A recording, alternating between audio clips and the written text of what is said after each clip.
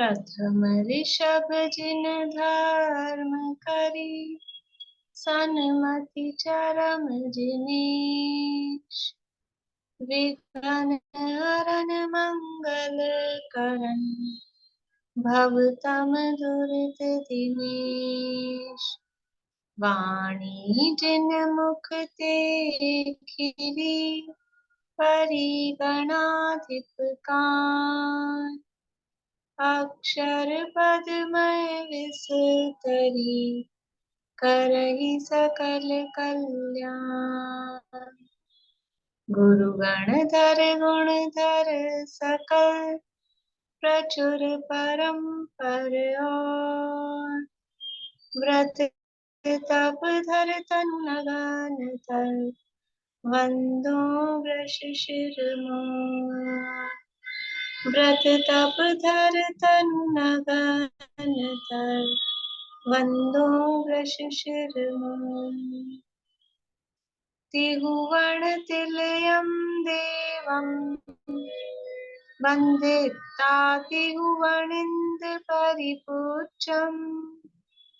वोच्छं मणुपेहाओ, भव्य जनानंद जननीयो। त्रिभुवन तिलक शत इंद्र वंदित, देव श्री अरहंत को। कर नमन कहूँ अनुपेक्षाएं, भव्य को सुख कर।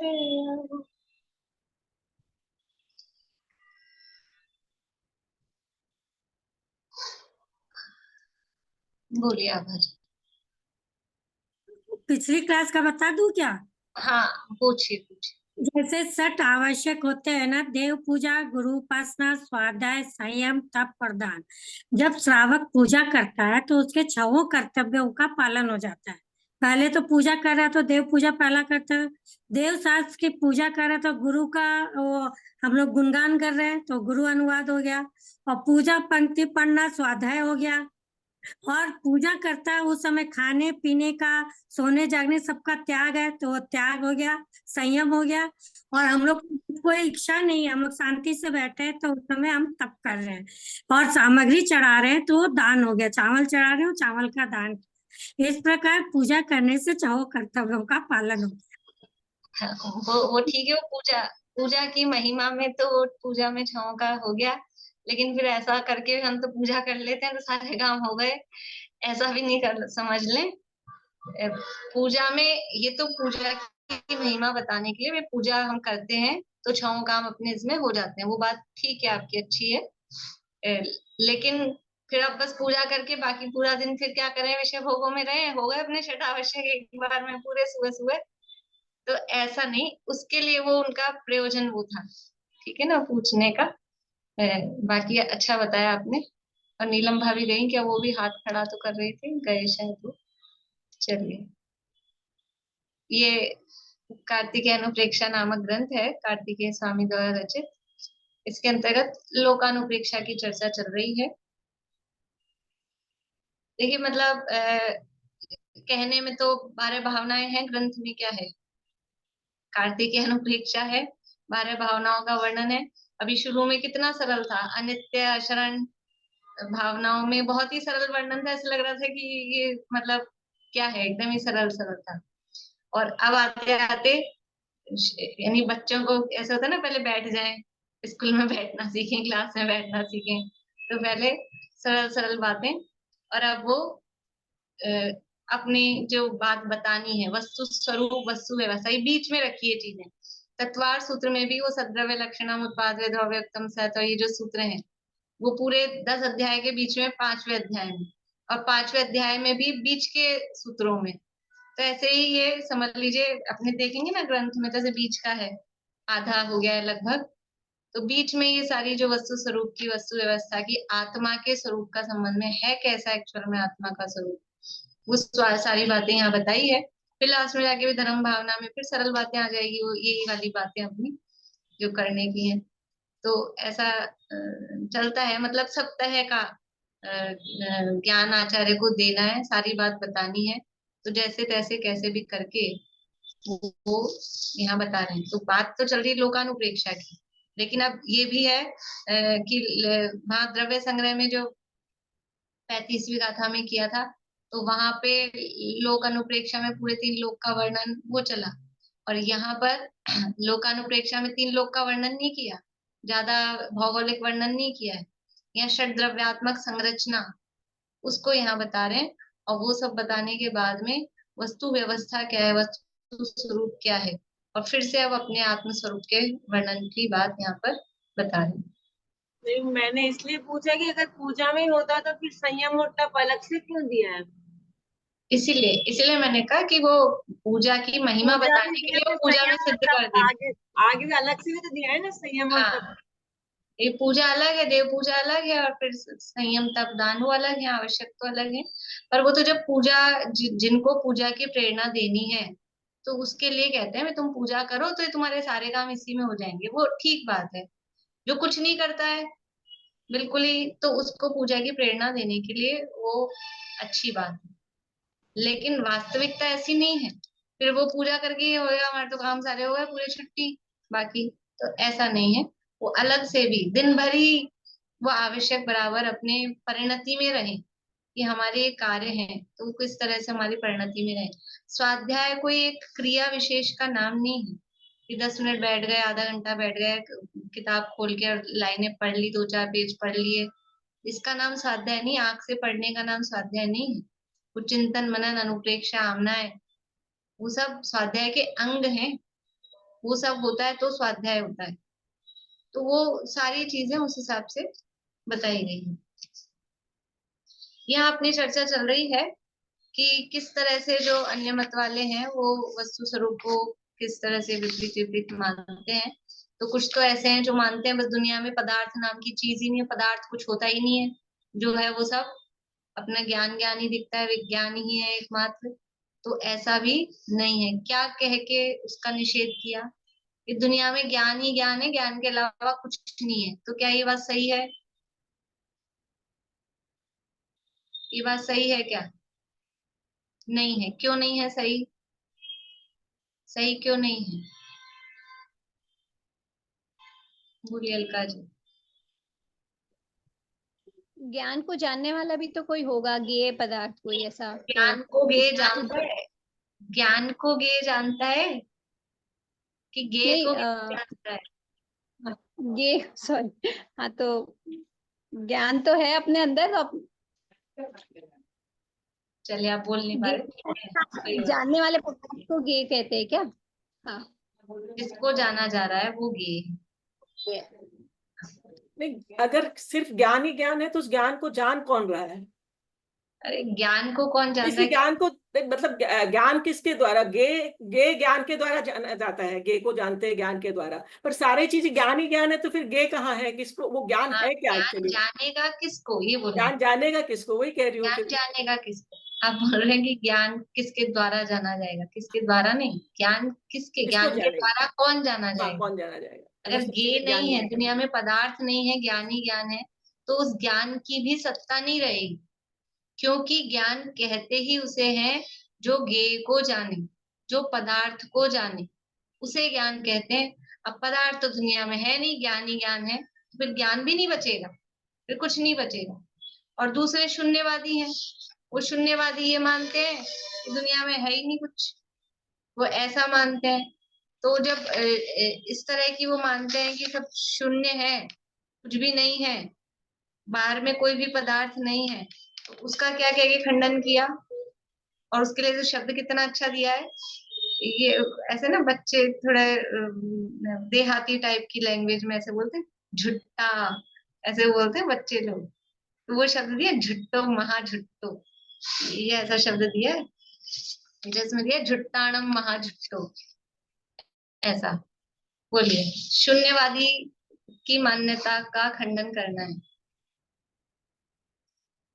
थोड़ा बोलना भी आना चाहिए, कोई अपने सामने तर्क दे तो फिर। बोली सुमन जी। तब उसकी बात का खंडन करते हुए कहते हैं, कह रहे हैं कि तुम जो कह रहे हो तो तुम भी तो कोई हो जो कह रहे हो। तो तुम अपने आप को ही नहीं मानोगे, फिर अगर पदार्थ ही कुछ नहीं है तो तुम अपने आप को भी, मतलब तुम भी नहीं रहोगे। तो हाँ तुम झूठे हो, कहने मतलब तुम बिल्कुल झूठे हो, ये मानना पड़ेगा। तुम्हारी बात हाँ, झूठी है और तुम भी झूठ। बढ़िया। कि अगर दुनिया में कुछ भी नहीं है, कोई वस्तु ही नहीं है, कोई पदार्थ ही नहीं है, घटपट आदि कोई भी पदार्थ नहीं है, तू है कि नहीं है? तो तू कहाँ से आया? तू है तो फिर तू भी एक पदार्थ ही है ना। तो फिर कोई भी पदार्थ नहीं है, ऐसा कैसे कह सकते हो? और अगर तू अपने आप की सत्ता मान रहा है तो फिर तू झूठ बोल रहा है, तू महा झूठा है। और अगर तू कह रहा है मैं भी नहीं हूँ, तो फिर तू है ही नहीं, तो तू बोलने वाला ही नहीं, फिर बात ही कहाँ से आ रही थी?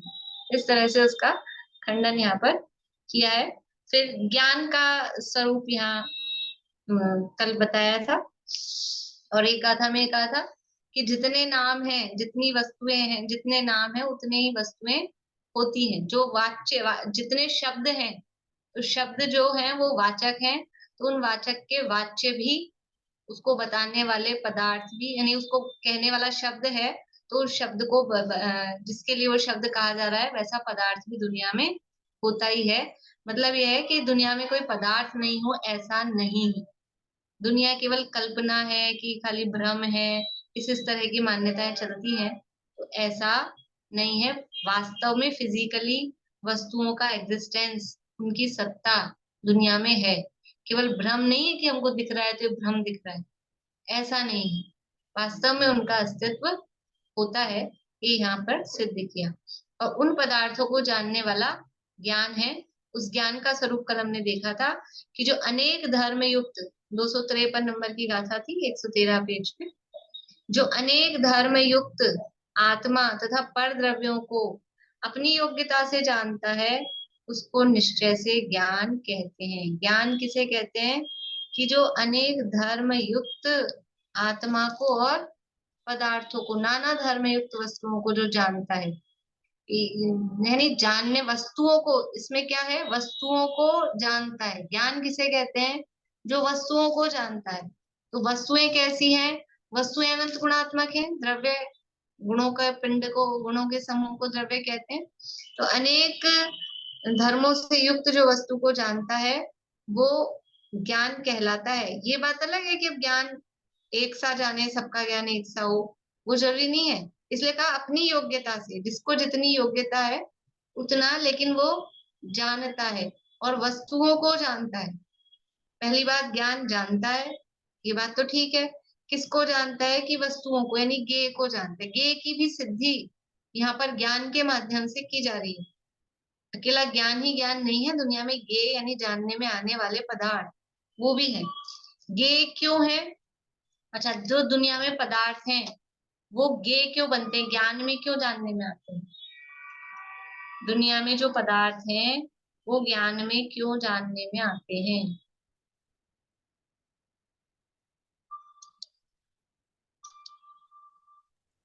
ज्ञान में ही एक जानने की शक्ति है, अन्य किसी में शक्ति है ही नहीं जानने की। जिस और प्रमेयत्व गुण के कारण भी जानने आते, सभी द्रव्यों में प्रमेयत्व गुण है, इसलिए ज्ञान का विषय बनते हैं। बोलिए मीना जी।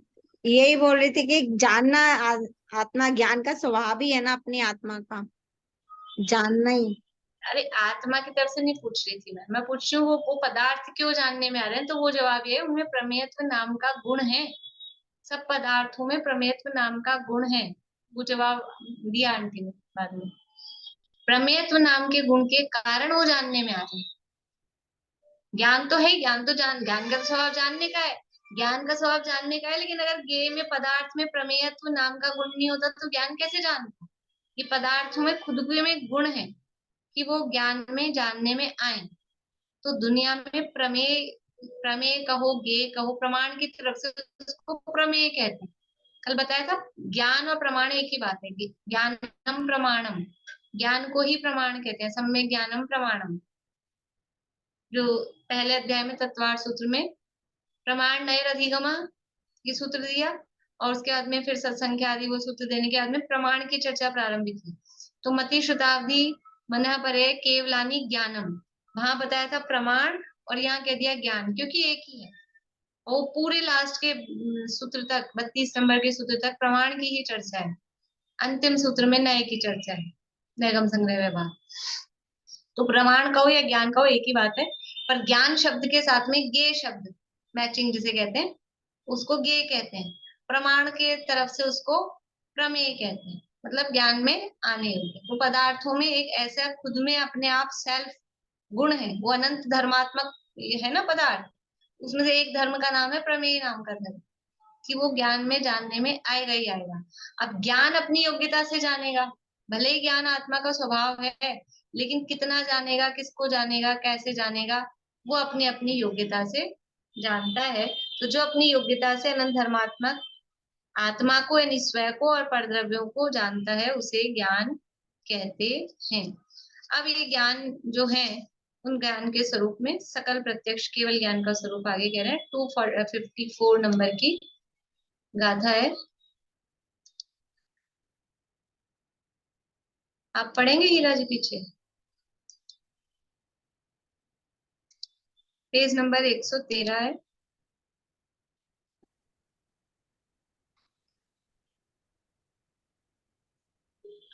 जम सर्वं पिपयासदि जम सर्वं पीपयासदि दव्वपज्जाय संजुदं लोयम् दव्यपजाय संजुतं लोयम् तहय अलोयं सव्वम् तये अलोयं सव्यम् तं नाणं सव्वपच्चखम् तं नाणं सव्यपचखम् जं सव्वं पिपयासदि दव्वपज्जाय संजुदं लोयम् तहय अलोयं सव्वम् तं नाणं सव्वपच्चखम् जं सर्वं पीपयासदि दव्यपजाय संजुतं पज्जाय लोयम् दव्वपज्जाय दव्यपजाय संजुतं लोयम् तये अलोयं सव्वं तं नाणं सव्यपच्चखम्। देखिए जम सव्वम, जम यानी जो, सव्यम यानी सब, पी यानी भी, ही, पयासदी यानी प्रकाशित करता है, पयासदी प्रकाशित करता है, दव्व पज्जाय संजुदम द्रव्य और पर्याय से जो संयुक्त युक्त, लोयम यानी लोक है, तो जो द्रव्य और पर्याय से युक्त लोक संपूर्ण जो लोक है उसको पयासदी प्रकाशित करता है। तह यह अलोयम सव्वम, तह उसी प्रकार से सव्वम सब, अलोयम अलोक को भी, जैसे जो द्रव्य पर्याय से युक्त तो लोक है, द्रव्य छह द्रव्यों से युक्त है लोक, छह द्रव्यों को समूह को लोक कहते हैं, तो द्रव्य पर्याय से युक्त जो लोक है उसी तरह से जो अलोक है उसको भी प्रकाशित करता है। तम नाणम, तम यानी वह, नाणम यानी ज्ञान, सब पच्चखम वह सर्व प्रत्यक्ष ज्ञान है, जो संपूर्ण लोक यानी द्रव्य पर्याय से युक्त लोक और अलोक को प्रकाशित करता है, वह सर्व प्रत्यक्ष ज्ञान है। सर्व प्रत्यक्ष यानी सकल प्रत्यक्ष। अब यहाँ पर अलग से नाम नहीं बताया, पहले समझ लो कि शिष्यों को ये पता है कि ज्ञान दो प्रकार का है। कुछ चीजें ऐसी होती ना जो अलग से बतानी नहीं पड़ती, मतलब वो पता ही होती है शिष्यों को। जैसे अब अपने मान लो अपनी क्लास चल रही है तो अब कक्षाएं 4 होती हैं, अभी सबको पता ही, अब कक्षाएं शब्द आएगा तो कोई 4 कक्षाएं होती है, हर बात तो नहीं बताया जाएगा, सबको पता है 5 पाप होते हैं, 7 तत्व होते हैं। तो ऐसे ही ये ज्ञान दो प्रकार का होता है, प्रत्यक्ष ज्ञान और परोक्ष ज्ञान। दो प्रकार का ज्ञान होता है, प्रत्यक्ष ज्ञान और परोक्ष ज्ञान। और प्रत्यक्ष ज्ञान भी दो प्रकार का होता है, एक सकल प्रत्यक्ष और एक विकल प्रत्यक्ष। सकल प्रत्यक्ष मतलब संपूर्ण रूप से जो प्रत्यक्ष, प्रत्यक्ष का मतलब क्या है, प्रत्यक्ष का मतलब जो आंख के सामने है उसका नाम प्रत्यक्ष नहीं। हाँ, सब आप लोग इशारा कर रहे हैं, ठीक बात है, कि जो किसी की सहायता के बिना, किसी अन्य पर पदार्थ, इंद्रियां, प्रकाश, मन, इनकी सहायता के बिना जो आत्मा से होता है सीधा डायरेक्ट, उसका नाम है प्रत्यक्ष। जो डायरेक्ट होता है किससे, कि जो ज्ञान का समझ लो ज्ञान की खान है, जहां से वो ज्ञान आ रहा है वहीं से डायरेक्ट डायरेक्ट फैक्ट्री से अपने को मिले। ऐसा होता है ना, कोई चीज हम तो डायरेक्ट फैक्ट्री से लेकर आए, तो ज्ञान की जो फैक्ट्री है वहां से सीधा जो ज्ञान हो रहा है उसका नाम है प्रत्यक्ष। और जो डायरेक्ट फैक्ट्री से नहीं मिल रहा, किसी से, होलसेलर से, रिटेलर से, बीच में कोई मीडियम आ गया है, वो है परोक्ष। तो बीच में इंद्रियां, ये रिटेलर होलसेलर इंद्रियां हैं, कि प्रकाश चाहिए, कि चश्मा चाहिए, कि क्या क्या चाहिए पता नहीं, तो वो जो ज्ञान है वो कहलाता है परोक्ष। तो किसी पर पदार्थ की सहायता से जो ज्ञान होता है वो परोक्ष ज्ञान है, वो स्पष्ट नहीं होता। और जो सीधा आत्मा से ज्ञान होता है वो स्पष्ट होता है, क्लियर होता है, उसको होता है प्रत्यक्ष ज्ञान। तो प्रत्यक्ष ज्ञान दो प्रकार का, एक तो संपूर्ण प्रत्यक्ष और एक देश प्रत्यक्ष। तो संपूर्ण प्रत्यक्ष को बोलते हैं सकल प्रत्यक्ष, वो होता है केवल ज्ञान। और दूसरा जो एक देश प्रत्यक्ष है उसको बोलते हैं विकल, सकल के साथ अपोजिट बनता है विकल, उसको बोलते हैं विकल प्रत्यक्ष या देश प्रत्यक्ष। वो होता है अवधि ज्ञान और मन परे ज्ञान। पर प्रत्यक्ष पना तीनों में है, तीनों ही बाहर में इंद्रिय और मन की सहायता के बिना सीधे आत्मा से होते हैं, चाहे केवल ज्ञान हो चाहे अवधि मन परे ज्ञान। लेकिन केवल ज्ञान संपूर्ण को जानता है, अभी इसमें कहा लोकालोक संपूर्ण द्रव्य पर्याय से सहित, वो संपूर्ण को जानता है। आगे मन परे ज्ञान का, अवधि ज्ञान का भी स्वरूप आएगा, वो संपूर्ण को नहीं जानता, केवल रूपी पदार्थों को जानता है, इसलिए उसको विकल प्रत्यक्ष या एक देश प्रत्यक्ष कहते हैं। तो यहाँ भले ही शब्द दिया नहीं केवल ज्ञान, कोई अपन ये सोच सकते हैं आपने केवल ज्ञान अर्थ कैसे निकाला, इन्होंने तो सर्व प्रत्यक्षम लिखा है।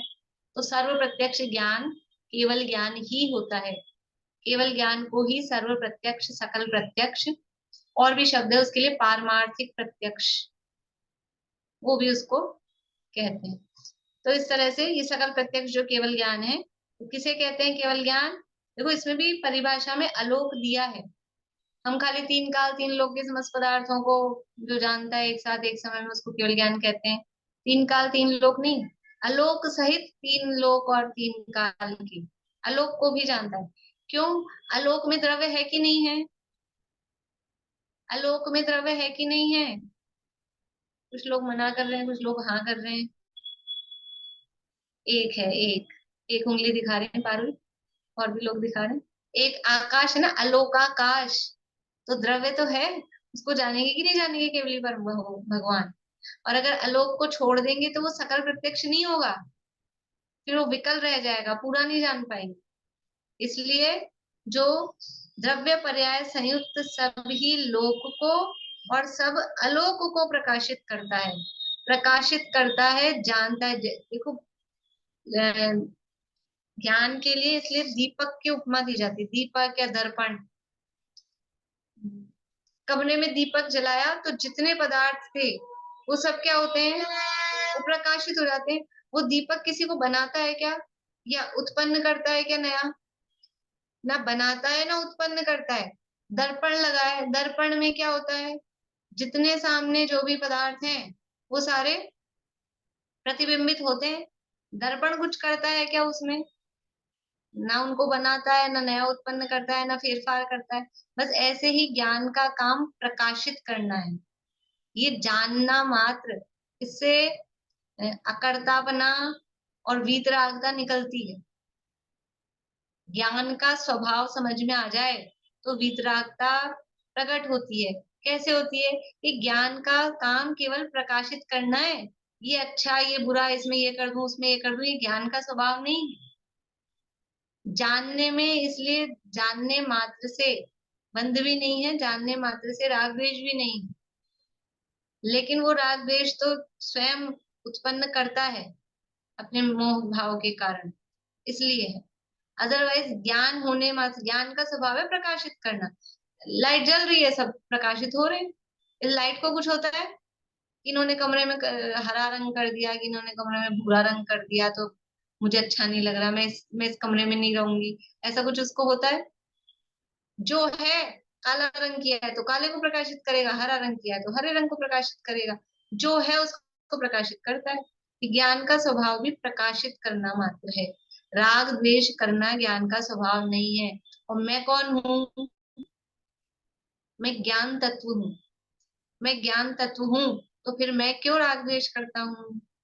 ये अच्छा और ये बुरा, ये अपना स्वभाव, ज्ञान का, ज्ञान मतलब मैं ज्ञान स्वभावी हूँ ना, मैं ज्ञान तत्व हूँ। तो फिर राग द्वेष कहाँ से आए?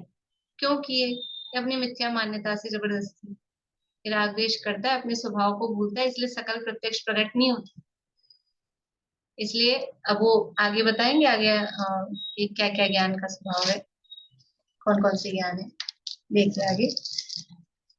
अब ज्ञान को सर्वगत कहते हैं। अब वो ये अपन ने जो नए पढ़े थे, शक्तियां पढ़ी थी, थोड़ी उसी तरह की चर्चा आ रही। मीना चाची पढ़िएगा आगे गाथा।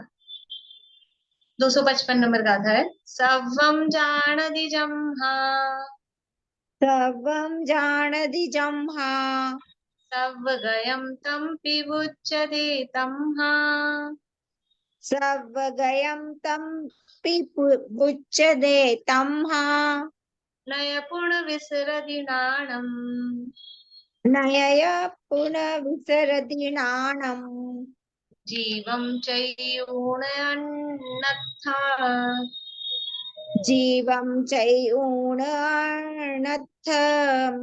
सर्वं जानाति जम्हा, सर्वगयं तं पिबुच्यते तम्हा, नयपुणविसरति नाणम्, जीवं चैऊणयन्नत्था।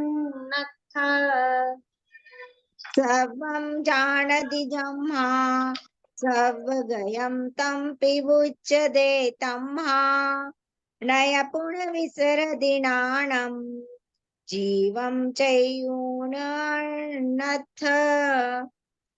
देखिए क्या कह रहे हैं। सर्वम जानाति जम्हा, जम्हा यानी क्योंकि, चूंकि, सर्वम यानी सबको, जानाति जानता है, सर्वगयम तम्पि उच्यते तम्हा, तम्हा यानी इसलिए, सर्वगयम सर्वगत, तम यानी उसे, यानी ज्ञान को, पी यानी भी, उच्यते यानी कहते हैं। चूंकि ज्ञान सबको जानता है, सबको जानता है, तम्हा इसलिए उस ज्ञान को, तम उस ज्ञान को सर्वगयम सर्वगत भी कहते हैं। कहाँ पढ़ा था ये शब्द सर्वगत? सर्वगत शब्द कहाँ पढ़ा था? तुरंत बजर बजना चाहिए था। सोच रहे हैं अभी तक। बोलिए दीपिका जी, कहाँ पढ़ा था ये शब्द? था सर्वगत, नए, सर्वगत नए, सर्वगत नए 47 नयों में पढ़े थे ना, नयों में पढ़ा था सर्वगत नए। ठीक है, वही बात आ रही है कि चूंकि ज्ञान है वो सबको जानता है, और इसलिए उस ज्ञान को सर्वगत भी कहते हैं। देखिए अगली लाइन, नय पुण विसरदी नाणम, नय न यानी नहीं, पुण्य यानी पुण्य समझ लो, पाद पूर्ति के लिए या और के अर्थ में, और विसरदी यानी जाना, नाणम लेकिन जाता नहीं है, जीव जीवम यानी जीव, चैऊण यानी छोड़कर, अन्नत्थम अन्य पद, अत्थम यानी पदार्थ, अन्य पदार्थ में। चूंकि ज्ञान सबको जानता है इसलिए उस ज्ञान को सर्वगत कहते हैं। और जो ये ज्ञान है, जीवम चैऊण जीव को छोड़कर, अन्य पदार्थों में न विसरदी, अन्य पदार्थों में नहीं विसर जाता है, फैल जाता है, चला जाता है। जानता है इसलिए उसको सर्वगत कहते हैं, लेकिन वो अपने जीव को छोड़कर, आत्मा को छोड़कर अन्य पदार्थों में जाता नहीं है। मतलब क्या हुआ? पहली लाइन में कहा सर्वगत, और दूसरी लाइन में क्या कहा? असर्वगत। समझ में आ रहा है? पहली लाइन में तो कह दिया क्योंकि सबको जानता है इसलिए वो सब में चला जाता है, इसलिए उसको सर्वगत कहते हैं। और दूसरी लाइन में कह रहे हैं कि जानता है लेकिन जाता नहीं है, अपने को छोड़कर दूसरे में घुसी जाए, ऐसा नहीं जाता है, इसलिए वो असर्वगत है। सर्वगत है कि असर्वगत है? कि ज्ञान की अपेक्षा से, जानने की अपेक्षा से सब तक, सबको जानता है इसलिए सर्वगत कहते हैं। लेकिन यहाँ से निकल के उनके प्रदेशों में व्याप्त हो जाए, आत्म प्रदेशों को छोड़कर और गेयों में, पदार्थों में घुस जाए जाकर, ऐसा नहीं जाता है, इसलिए वो असर्वगत है। देखिए फिर से पढ़ते हैं, अन्व्यार्थ पढ़ते हैं, फिर गाथा पढ़ेंगे। क्योंकि ज्ञान सब लोकालोक को जानता है, इसलिए ज्ञान को सर्वगत भी कहते हैं।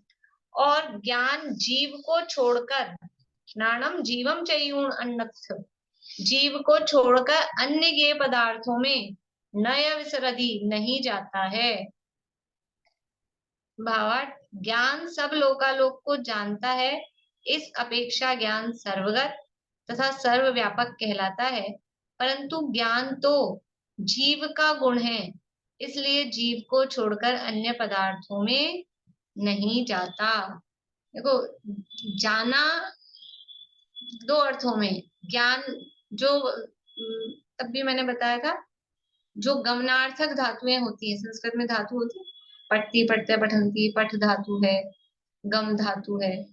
तो जो गमनार्थक मतलब जाने के अर्थ में जो धातुएं यूज में आती हैं, धातु नहीं समझ आता है शब्द समझ लो, वही ज्ञान के अर्थ में भी यूज में आते हैं। तो गमना मतलब जाना, गम शब्द का अर्थ जाना भी होता है और गम शब्द का अर्थ जानना भी होता है। तो सर्वगत, गम से गत बना है, तो सर्वगत मतलब सबको जानता है और सब में जाता है। तो जाता किस अपेक्षा से है कि ज्ञान से ही पहुंचता है, फिजिकली पहुंच जाए। तो एक ज्ञान, पदार्थ कितने दुनिया में, दुनिया में पदार्थ कितने हैं? पदार्थ ज्यादा है कि ये ज्ञान ज्यादा है? अच्छा, सब जीवों का भी ज्ञान अलग अलग मिला लो, प्लस कर लो, सब जीवों का, एक जीव का एक ज्ञान गिने अपन, एक जीव का एक ज्ञान, तो दुनिया में ज्ञान ज्यादा है कि पदार्थ ज्यादा है? ज्ञान ज्यादा है कि पदार्थ ज्यादा है? ज्ञान ज्यादा है। अरे पदार्थ ज्यादा है ना संख्या में, ये जीव तो अनंत ही है, और जीव से बहुत ज्यादा अनंत गुणे तो पुद्गल है, और धर्म धर्म आकाश काल और है साथ में। तो एक एक ज्ञान एक पदार्थ में पहुंच गया, अभी एक जीव के ज्ञान को अपन एक ज्ञान गिन रहे हैं ऐसा उदाहरण में, तो एक ज्ञान एक पदार्थ में पहुंच गया, दूसरा ज्ञान दूसरे पदार्थ में पहुंच गया, तो ज्ञान तो खत्म हो जाएगा, और पदार्थ तो बहुत है, बहुत है। इसलिए ऐसे नहीं जाता है, ऐसे नहीं जाता है। अब वो आप जो कह रहे हो कि ज्ञान ज्यादा है, कि वो ज्ञान की शक्ति, ज्ञान जो जानता है वो अपेक्षा है, वो भी अपेक्षा है। लेकिन यहाँ तो फिजिकली जाने की बात मैं पूछ रही थी, इस हिसाब से पूछ रही थी।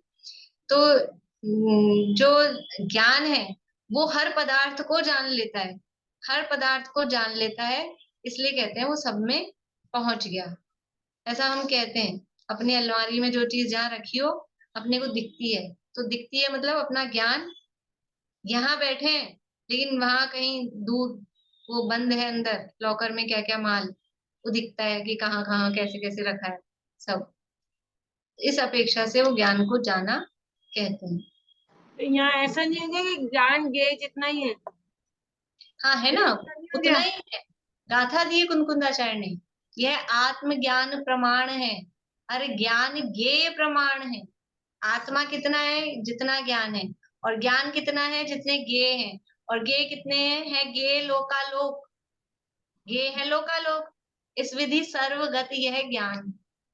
प्रवचन सार में 23 या 24 नंबर की गाथा है, 24 नंबर की है जहां तक है, प्रवचन सार में गाथा दी है, यह आत्मज्ञान प्रमाण है, अरे ज्ञान ज्ञेय प्रमाण है ज्ञेय लोकालोक, इस विधि सर्वगत यह ज्ञान है। तो जितने ज्ञेय हैं उतना ज्ञान है।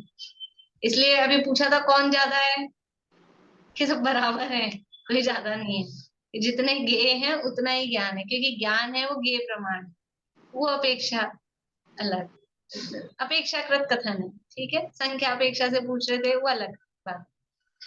तो क्योंकि ज्ञान सब लोकालोक को जानता है, इसलिए ज्ञान को सर्वगत भी कहते हैं। और ज्ञान जीव को छोड़कर अन्य ज्ञेय पदार्थों में नहीं जाता है, इसलिए ये समझ नहीं जाता, इतना क्या कि आगे अपने को जोड़ना है, इसलिए वो ज्ञान असर्वगत है। तो सर्वगत नय से ज्ञान सब में जाता है, सबको जानता है। और दूसरा असर्वगत नय का क्या अर्थ था? असर्वगत नय से अपने को ही जानता है, क्योंकि अपने में ही रहता है। और जो अपने को जानता है तो सब उसके ज्ञान में जानने में आते हैं। एक को जानता है तो सब जानने में आते हैं, तो किसी में नहीं जाता, वो तो अपने में ही रहता है। अपने में रहता है तो सब उसमें जानने में आते हैं। दर्पण का उदाहरण ज्ञान के लिए दिया जाता है। चलिए गाथा और पढ़ लेते हैं अपन। तो ये केवल ये मतलब यहाँ तक का हो जाएगा, फिर अपन उदाहरण की चर्चा करेंगे। 256 नंबर गाथा है। बबीता जी आप पढ़िएगा पीछे। अब ज्ञान हार में मैं यहाँ से पढ़ो। हाँ। मैं बुलवा रही हूँ। अब ज्ञान जीव के प्रदेशों में रहता हुआ ही सबको जानता है, ऐसा कहते हैं। जो ऊपर कहा था ना, ज्ञान जीव को छोड़कर अन्य के पदार्थों में नहीं जाता है, तो कह रहे हैं जीव के प्रदेशों में रहता हुआ ही सबको जानता है, वो यहाँ फिर बता रहे हैं। नाणम न जादिणेयम, बोलिए। राणं जादिनेयं नेयम राणं जादिनेयं नेयम पिणजादिनान देसम्पि देसम्मि ने नेयं पीडजादिराण देशम्मि नियणीय देश ठियाणम श्रीयणीय देश थिरायं व्यवहारोणाणनीयाणम बब्बहारोणानरेयाणं नाणं न जादिनेयं नेयं पिणजादिनान देसम्मि नियणीय देश ठियाणम व्यवहारोणाणनेयाणम राणं न जादिनेयं नेयं पीडजादिनाण देशम्मि नियणीय देश थियाणं बब्बहारोणानरेयाणं। देखिए, नाणम न जाति नेयम। नाणम यानी ज्ञान, न यानी नहीं, जाति यानी जाता है, नेयम यानी गेयों में। ज्ञान गेयों में नहीं जाता है। नेयम पीण जाति नाण देशम्मि, और जो गे है वो भी, नेयम यानी गे, पी यानी भी, न यानी नहीं, जाति यानी जाता है, नाण यानी ज्ञान के, देशम्मि यानी ज्ञान के प्रदेशों में, उसके क्षेत्र में नहीं जाता है। नियणीय देश ठियाणम, नियणीय निज निज अपने अपने, देश ठियाणम अपने अपने जो देश प्रदेश हैं उसके स्थान में, अपने अपने ठिया पे, अपने अपने स्थान पे दोनों रहते हैं। व्यवहारोणाण नेयाणम, अपने अपने स्थान पे रहते हैं, फिर भी ये ज्ञान है और ये गे है, ऐसा उनमें ज्ञान गे गे ज्ञायक का उनमें व्यवहार होता है। देखिए अन्वयार्थ, ज्ञान गे में नहीं जाता, गे भी ज्ञान के प्रदेशों में नहीं जाता है, अपने अपने प्रदेशों में रहते हैं, तो भी ज्ञान और गे के गे ज्ञायक व्यवहार है। भावार्थ, जैसे दर्पण अपने स्थान पर है, घटादि वस्तुएं अपने स्थान पर हैं, तो भी दर्पण की स्वच्छता ऐसी है कि मानो दर्पण में घट आकर ही बैठा है। ऐसे ही ज्ञान गे का व्यवहार जानना चाहिए। देखो कोई कहीं नहीं जा रहा, ज्ञान अपनी जगह है, वस्तुएं गे अपनी जगह है। दर्पण लगा है यहाँ पर, अभी चलो मेरे सामने स्क्रीन लगी है, आप सब अपने घर में बैठे हो, सब अपने घर में बैठे हो, और फिर भी मुझे क्या दिख रहा है, यहाँ आ गए क्या, मेरी स्क्रीन में आ गए क्या आप लोग, घर से निकल निकल के? ये सब अपने घर में ही है, आपने अपने प्रदेश को नहीं छोड़ा है। और समझ लो मैं उठ के, मेरे को आप दिख रहे होंगे वहां पर, आपको मैं दिख रही होंगी, तो मैं अपनी जगह को छोड़ के उसमें नहीं घुसी हूँ, आप अपनी जगह को छोड़ के इसमें नहीं घुसे हो, फिर भी क्या व्यवहार है, आपस में क्या बोलते हैं। मान लो वीडियो बंद हो मेरी, कि अभी आई नहीं ज्योति जी, आई नहीं, तो ज्योति जी आ जाएंगी उसमें कि अभी ये नहीं है। अभी अभी मैंने पूछी थी नीलम भाभी, अच्छा गए, तो गए और आ गए, क्या है ये व्यवहार, ऐसा है। ऐसे ही गे ज्ञायक का व्यवहार है। ज्ञान अपने प्रदेशों में आत्मा में रहता है, आत्मा को छोड़कर पदार्थों में नहीं जाता, ऊपर वाली गाथा में कहा। और गे भी ज्ञान में नहीं घुस जाते हैं। दूसरा नया और पढ़ा था इसके साथ अपन ने, शून्य ने अशून्य ने, उसमें क्या कहा था, ज्ञान गेयों से भरा है कि खाली है। ज्ञान गेयों में नहीं जा रहा और गे भी ज्ञान में नहीं आ रहे, तो गे ज्ञान में आ रहे हैं कि नहीं आ रहे हैं, कि किसी अपेक्षा से आ रहे हैं तो कहते हैं अशून्य, गेयों से भरा हुआ है, और आते नहीं है एक्चुअल में, अपनी जगह छोड़ के आते नहीं है, इसलिए वो शून्य है, ज्ञान गेयों से शून्य है। तो यहाँ ज्ञान का स्वभाव बता रहे, दर्पण का उदाहरण दिया है कि दर्पण लगा है, दर्पण की उपमा देते हैं, यद विद्या दर्पण आए थे। आप कहीं भी देखेंगे ज्ञान को दर्पण की उपमा देते हैं। क्यों देते हैं, कि जैसे दर्पण है, दर्पण के सामने जो पदार्थ आता है, जो पदार्थ आता है उसको क्या करता है, झलकाता है, झलकाता है। तो वो पदार्थ दर्पण में घुस जाता है क्या, पदार्थ दर्पण में नहीं घुसता। ऐसे ही ज्ञान के सामने जो गेय है, जो पदार्थ है, ज्ञान उसको झलकाता है, प्रकाशित करता है, पर वो वस्तुएं ज्ञान में घुसती नहीं है। एक बात, दर्पण के सामने अच्छा बाग बगीचा झलको, सुगंधित फूल आदि झलको, या बारिश का कीचड़ गंदगी झलको, दर्पण को कोई राग द्वेष होता है क्या, अग्नि झलको कि समुद्र झलको, गोरा सुंदर व्यक्ति झलको कि काला कलूटा अफ्रीकन वो झलको, दर्पण को कुछ होता है क्या, अरे कितना काला आदमी आ गया मेरे सामने, मैं तो काला ही हो गया, ऐसा कुछ उसको लगता है, ये कुछ नहीं होता है। तो जैसे दर्पण को राग द्वेष नहीं है, वैसे ही ज्ञान को भी राग द्वेष नहीं होते। ज्ञान के सामने जो पदार्थ आए, ज्ञान में राग द्वेष नहीं होते। ये ध्यान रखना चाहिए कि दर्पण जैसा अपना स्वभाव है, राग द्वेष करना अपना स्वभाव नहीं है। फिर वो पदार्थ दर्पण में नहीं घुसते हैं, ऐसे ही ज्ञान में नहीं घुसते हैं, और ज्ञान निकल के उसमें पहुंच जाता है। जैसे दर्पण निकल के उन पदार्थों के पास पहुंच जाता है क्या, दर्पण अपनी जगह है, पदार्थ अपनी जगह है, ऐसे ही ना ज्ञान निकल के वहां जाता है, ना गे निकल के इधर आते हैं, जो सामने है उसको मात्र झलकाता है, कोई राग द्वेष उसमें नहीं करता है, इसलिए ज्ञान को दर्पण की उपमा दी जाती है। जितना जैसे जो जो आता है उसमें उसमें ये नहीं करता है इसको झलकाऊं इसको नहीं झलकाऊं, जो आता है जैसा आता है जितना आता है उतना उसको झलकाता है। ऐसा ये ज्ञान का स्वभाव है कि ज्ञान अपने स्थान पर रहता है, ज्ञेय अपने स्थान पे रहते हैं, सब अपने अपने स्थान पे रहते हैं। तो भी क्योंकि ज्ञेयों का स्वभाव है ज्ञान में आना, ज्ञान में आना मतलब जानने में आना, झलकना, और ज्ञान का स्वभाव है ज्ञेयों को प्रकाशित करना। तो दोनों वास्तव में दोनों अपने अपने स्वभाव रूप परिणमन कर रहे हैं, दोनों अपने अपने स्वभाव को दिखा रहे हैं। एक ज्ञान दर्पण के सामने जो आएगा, कुछ ऐसा करो दर्पण में कुछ ना झलके, पारुल ऐसा कुछ कर दो, ये दर्पण में कुछ ना झलके, क्या करें, एक कपड़े से पैक कर दो उसको, काला कलर उस पे कर दो। अरे जो कपड़े से पैक करेंगे तो कपड़ा झलकेगा, काला रंग कर देंगे तो उसके अंदर जाके देखेंगे तो काला रंग उसमें झलक रहा है। वो अपने स्वभाव को नहीं छोड़ सकता है, वो अपने स्वभाव को बता रहा है। और ज्ञेय का स्वभाव क्या है, ज्ञेय का स्वभाव है ज्ञान में आना, वो ज्ञान में जानने में आएंगे। कोई अपने स्वभाव को नहीं छोड़ा, दुनिया में कोई वस्तु अपने स्वभाव को नहीं छोड़ती है। एक जीव है डेढ़ बुद्धि डेढ़ अकल वाला, डेढ़ डाया, अपने स्वभाव को छोड़ के और राग द्वेष में लगा है, तो भी छूटता नहीं है स्वभाव, छोड़ा है इसने अपनी तरफ से लेकिन छूटता नहीं है, स्वभाव कभी नहीं छूटता। स्वभाव कहते ही उसे है जो कभी अलग ना हो, उसका नाम स्वभाव है।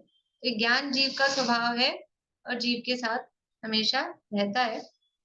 ये यहाँ पर ये सकल प्रत्यक्ष जो केवल ज्ञान है उसका स्वरूप यहाँ पर बताया है कि संपूर्ण पदार्थों को जानता है, लोकालोक के जितने भी द्रव्य गुण पर्याय हैं सबको जानता है, और सबको जानता है तो सर्वव्यापक, जानने की अपेक्षा से सर्वव्यापक कहलाता है। परंतु ज्ञान निकल के पदार्थों में नहीं जाता, पदार्थ आके ज्ञान में नहीं घुस जाते हैं, तो इस अपेक्षा से वो ज्ञान सर्वगत भी है और ज्ञेयों से अशून्य भी है, लेकिन एक्चुअल में वो तो आत्मगत ही है और ज्ञेयों से शून्य है, ऐसी चर्चा यहाँ पर ये हुई है। अब मन परे और अवधि ज्ञान और मतिशुद्ध ज्ञान की सामर्थ्य कहते हैं। कल ले लें इसको, कल है क्या अपने, आज वेडनेसडे हो गया, आज वेडनेसडे हो गया ना। चलो गाथा पढ़ लेते हैं, फिर विशेष चर्चा फिर नेक्स्ट क्लास में करेंगे। मन परे ज्ञान, अवधि ज्ञान और मतिशुद्ध ज्ञान की गाथा पढ़ते हैं। मणपज्जय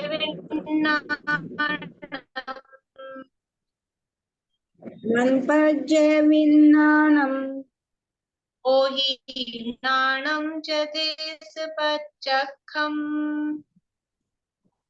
होयिनानं च देशपचखम्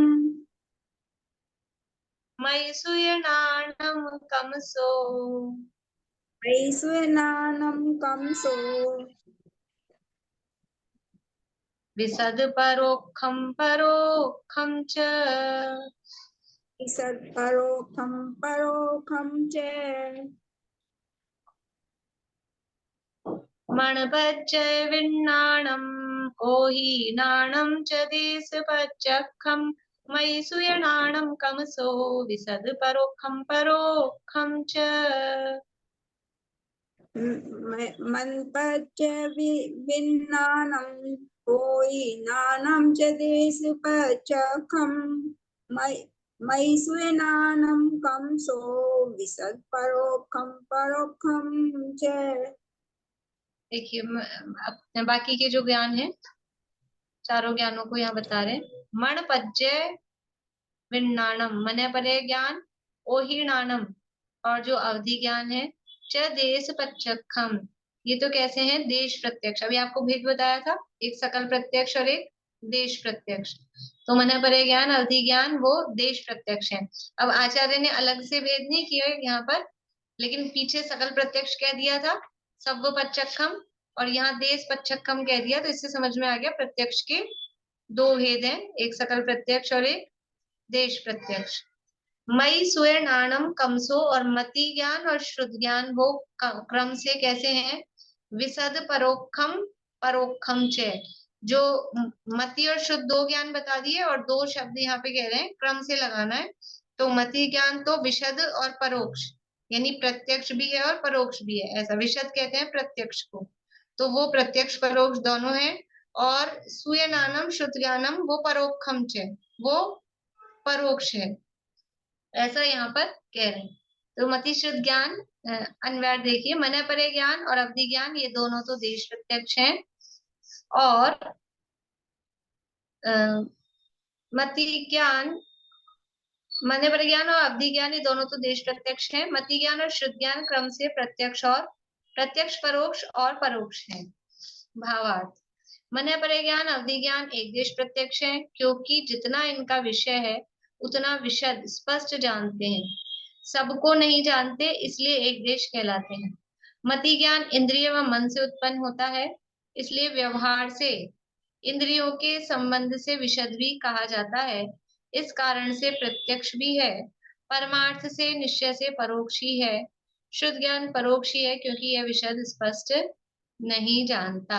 अभी अपन ने पढ़ लिया है, इसकी चर्चा अपन अगली क्लास में करेंगे। आप लोग क्योंकि पहले पढ़े हुए हैं ये चीजें, तो अवधि ज्ञान किसे कहते हैं, मन परे ज्ञान किसे कहते हैं, वो परिभाषाएं देख के आइएगा, मैं पूछूंगी आप लोगों से, है ना। अवधि ज्ञान, मन परे ज्ञान, मति ज्ञान, शुद्ध ज्ञान सबकी परिभाषाएं, और प्रत्यक्ष परोक्ष पहले भी पढ़ा हुआ था, अभी भी मैंने थोड़ा बता दिया है, तो उसको देख के फिर ये मति ज्ञान किस प्रकार से प्रत्यक्ष परोक्ष दोनों है, शुद्ध ज्ञान किस प्रकार से प्रत्यक्ष है परोक्ष है, वो सारी चर्चा अपन नेक्स्ट क्लास में करेंगे। बोलिए आशा। ये जितने राग द्वेष और ये कषाय भाव वाली चीजें हैं, ये भी सब ज्ञान के गेय ही है। हमारा तो ज्ञान इनसे अलग होता है कि इनको मिक्सी लगाते हैं, तो ये भी सब ज्ञान में सिर्फ गेय ही है हमारे, ये ज्ञान में घुसे हुए हैं थोड़ी है, फिर ये भी सब गेय ही है। ज्ञान में घुसे तो नहीं है तो वो भी गे, लेकिन वो उत्पन्न क्यों हो रहे हैं, क्योंकि ज्ञान स्वभाव को भूलने से वो उत्पन्न हो रहे हैं, और उनके कारण वो ज्ञान स्वभाव तिरोहित हो रहा है, वो भूला जा रहा है, अपने ज्ञान स्वभाव को भूलकर उसमें लगे हैं, है तो वो भी गे। तो वो गे कब बनते हैं? वो ऊपर की भूमिका में, वो जहाँ राग द्वेष हो भी रहे हैं तो भी वो गे रहते हैं, समझ लो श्रेणी के काल में या मुनिराज की मुनि दशा में, तब वो गे हैं। हम तो अभी उसमें घुसते हैं, हम गे हाँ नहीं बनाते अकेले, हाँ, हम वो उसको होते हैं, हम उसको वो अपना हमारी मानते गलती, हैं। वो भी हाँ हमारी गलती है ना, वो ज्ञान में घुसे थोड़ी, हम ही घुसा रहे हैं हाँ उनको। हाँ हाँ, गलती हमारी है, और भाई अपनी ज्ञान, गलती नहीं मानते। ज्ञान का स्वभाव तो सिर्फ झलकाने का है, बिल्कुल। और हम उसमें इनको राग द्वेष विकल्पों में और, घुसा रहे हैं। और हम ज्ञान से ही राग द्वेष करते हैं कि इसको जानने से मुझे ये हुआ। जानने से राग द्वेष नहीं होते। एक अज्ञानवादी होते हैं, 363 मत होते हैं ना, तो अज्ञानवादी होते हैं, वो बोलते हैं ज्ञान नहीं हो तो अच्छा है, कि ज्ञान से ही सारी समस्या है, जान लिया तो समस्या, नहीं जानते थे तब तक आराम में थे, ऐसा वो बोलते हैं। तो ज्ञान से समस्या नहीं है, समस्या है उस ज्ञान के बाद में जो राग द्वेष किया, उस ज्ञान के साथ में जो राग द्वेष किया, समस्या का कारण वो है, जानने से समस्या नहीं। हाँ तो ज्ञान का गुण तो एक तरह से झलकाने वाला गुण ही हुआ ना, दर्पण की तरह, कि वो तो सिर्फ झलकाता है। अब आपके अंदर जितने भी कषाय भाव हो रहे हैं वो सब आपके ज्ञान में झलक रहे हैं, लेकिन आप तो उनके साथ साथ हो रहे हो, मतलब ये। हाँ हाँ, तो यही हमको इससे सीखना है कि ये जो भी है वस्तुएं पदार्थ वो ज्ञान में आती है, हम उनमें राग द्वेष नहीं करें, क्योंकि मेरा मात्र जानना मेरा काम, राग द्वेष करना मेरा काम नहीं, ये ख्याल में रहे। तो बस जान लिया, जानने में आया, राग द्वेष करते हैं तो हम अपने ज्ञान स्वभाव का उल्लंघन करते हैं। वही मिस यूज कर रहे हैं ज्ञान का, जिसका हाँ काम झलकाने का था उसके अंदर हाँ हम अब हाँ घुसाने की कोशिश कर रहे हैं, झलकाने में घुसाने की कोशिश कर रहे हाँ, हैं। एक तरह से यही ये बात हुई ना, जो ये उसका गुण था झलकाने का। हाँ, विज्ञान का तो यही गुण, करना है। ज्ञान का गुण तो दर्पण जैसा है, जो सिर्फ झलकाता है, उसको कोई फर्क नहीं होता, लेकिन हम उसमें वो करते हैं, एकम एक करते हैं, हाँ, है ना। बोलिए सुमन जी। तो अब राग द्वेष क्यों कर रहे हैं, इसके लिए मिथ्यात्व और कषाय सामने खड़े हो जाते हैं। हाँ, वो मान्यता गलत है ना, उल्टी मान्यता, मिथ्यात्व के कारण फिर ये अच्छा और ये बुरा, तब ये राग द्वेष खड़े होते हैं, मिथ्यात्व के कारण ये खड़े हो गए। मान्यता सही हो, मान्यता सही होती है तो बहुत फिर शॉर्ट टाइम के लिए कभी होते हैं, लेकिन फिर खत्म हो जाते हैं। चलिए जी, आप बोलेंगे सुमन जी?